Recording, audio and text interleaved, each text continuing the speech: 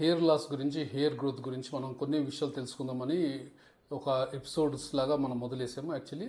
So first episode అయితే అయిపోయింది. First ఎపిసోడ్లో మనం ఎన్విరాన్మెంటల్ ఫ్యాక్టర్స్ ఏవైతే మన హెయిర్కి ఎఫెక్ట్ అయితే, ఎన్విరాన్మెంటల్ ఫ్యాక్టర్స్ అంటే లైక్ సన్ కానీ, హీట్ కానీ, స్వెట్ కానీ, వాటర్ కానీ and various other things, even radiation కానీ, ఇవన్నీ కూడా మనము మాట్లాడుకున్నాం. వాటర్ వరకు వచ్చేసే వరకు వాటర్లో చాలా మురికి వాటర్ ఉంటాము. ఈ మధ్యకాలంలో వచ్చే వాటర్ చాలా మురికిగా ఉంటాము, డర్టీగా ఉంటాము, మడ్డీ ఉంటాము. దెన్ అగైన్ బ్యాక్టీరియాతో ఉండొచ్చు, దెన్ అగైన్ ఫంగస్ ఉండొచ్చు. ఇవన్నీ కూడా మనం మాట్లాడుకున్నాం. All these things affect our growth of the hair growth అనేది చాలా ఎఫెక్ట్ అవుతూ ఉంటుంది. సో వీటన్ని విషయాలు మనం జాగ్రత్తలు తీసుకోవాలని మనం మాట్లాడుకున్నాం. అయితే ఇంకొక విషయము వాటర్ గురించి నేను చెప్పాల్సింది ఏంటంటే, మనము 2 టైప్స్ ఆఫ్ వాటర్ ఉంటుంది, soft water and hard water అని. హార్డ్ వాటర్కి సాఫ్ట్ వాటర్కి తేడా ఏంటి?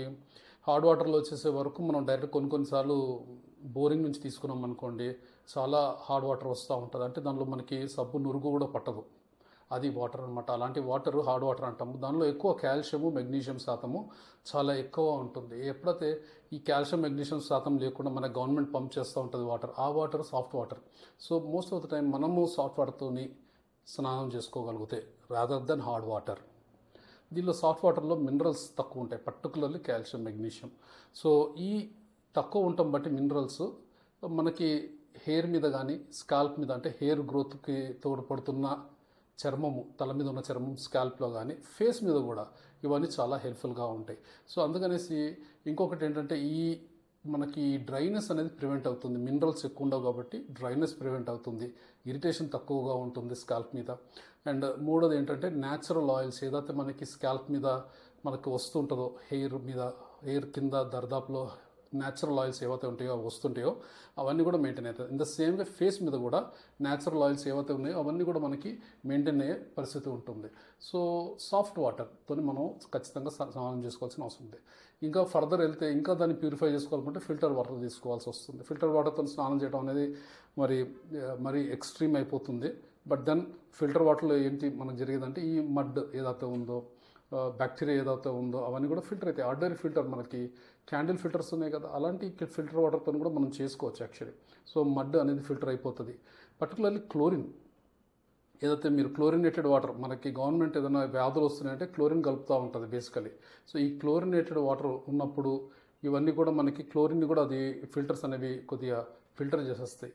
Then added to that heavy metals ఏవైతే వాటర్లో కలిసి వస్తున్నాయో అవన్నీ కూడా మనకి ఫిల్టర్ అయ్యి వస్తాయి. కాబట్టి having a filtered water where మనం క్లోరిన్ తీసేయటము, హెవీ మెటల్స్ తీసేయటము, ఇంప్యూరిటీస్ తీసేయటము ఇంకా చాలా బెటర్. అంటే సాఫ్ట్ వాటర్ ఉండాలా, అంటే వేర్ మినరల్స్ తక్కువ ఉన్నాయి, ఎక్కడైతే న్యాచురల్ ఆయిల్స్కి హెల్ప్ అవుతాయి.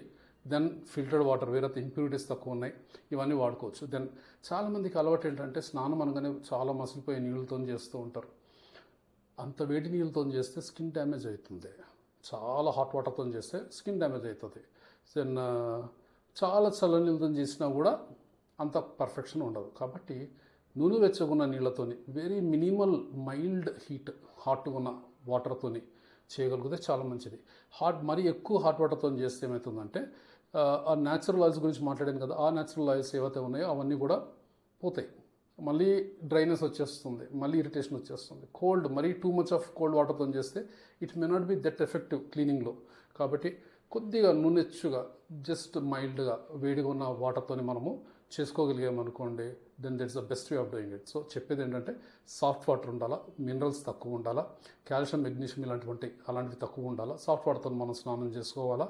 రెండోదిగా చెప్పింది filtered if at all you can do filtered water. ఎక్కడైతే మడ్, బ్యాక్టీరియా, ఫంగస్ ఇవన్నీ వెళ్ళిపోతాయో దాంతో మనం స్నానం చేసుకోగలిగితే చాలా బాగుంటుంది. పర్టికులర్లీ క్లోరినేటెడ్ వాటర్ వస్తుంటుంది, మీరు తాగినప్పుడు కొన్నిసార్లు క్లోరిన్ వాసన వస్తుంది అని అనుకుంటుంటాం కొన్నిసార్లు. సో ఈ క్లోరినేటెడ్ వాటర్తో మనం క్లోరిన్ని కొద్దిగా ఫిల్టర్ చేసుకుని తాగితే ఇంకా మంచిది. Added to all these things luke warm water, just గోరుచి నీళ్ళతోని స్నానం చేసుకుంటే చాలా బెటర్గా ఉంటుంది, హెయిర్ కానీ, ఫేస్ కానీ. సో ఇవన్నీ మనం పాటించాలి. చాలా ఎట్లంటే రెజిమన్ స్ట్రిక్ట్గా పాటిస్తేనే ఆ హెయిర్ అనేది ఉంటుంది, ఫేస్ కూడా ఒక గ్లో అనేది ఉంటుంది. మనం ఎప్పుడైతే పాటించమో, టెంపరీగా చేసుకుంటాం, ఆ మూమెంట్కి అవసరం అనుకుంటాం, ఇవి పర్మనెంట్గా ఉండవు, పర్మనెంట్ సొల్యూషన్స్ ఉండవు, పర్మనెంట్గా హెయిర్ ఉండదు, ఏదో ఒకటి దెబ్బతింటూనే ఉంటుంది, హెయిర్ ఎప్పుడో ఒకసారి పోయే ఛాన్స్ ఉంటుంది. సో మనం జాగ్రత్తగా రెజిమన్ ఉదయం లేవగానే ఇలా పద్ధతుల్లో మనం ఉండాలా, ఈ ఆయిల్స్ పెట్టుకోవాలా, ఈ రకంగా స్నానం చేయాలా, ఈ వాటర్ వాడాలా అనేది మనం ఖచ్చితంగా పట్టుకొని కూర్చుంటే ఆబ్వియస్లీ ఉన్న వాటిలో చాలా బెటర్గా మనకి హెయిర్ కానీ ఫేస్ కానీ స్కిన్ తయారవుతుంది.